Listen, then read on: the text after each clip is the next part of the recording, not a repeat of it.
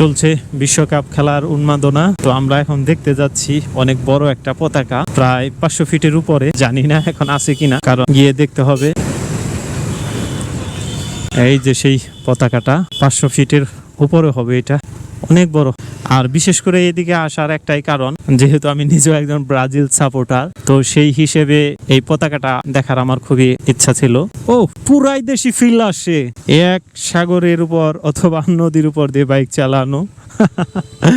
রাস্তা এখন নদী হয়ে গেছে, ভালোই লাগছে, মোটামুটি খারাপ না। প্রত্যেক এলাকায় থাকুক ব্রাজিল সমর্থকদের পতাকা। ভাগাভাগি করে ফেলাইছে না? আপনি দেখে গেছিলেন এর আগে? আমি এটা দেখার জন্য আসছিলাম। আমি তো যতদূর শুনছি 500-600 ফিটের মতো মানে দূরত্ব ছিল।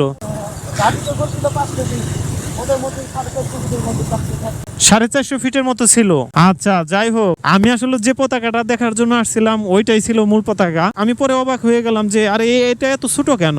আমি তো সংবাদ পাইছি এটা 500 ফিটের উপরে, কিন্তু আছে না যে অনেক সময় একসাথে থাকতে গেলে লেগে যায়।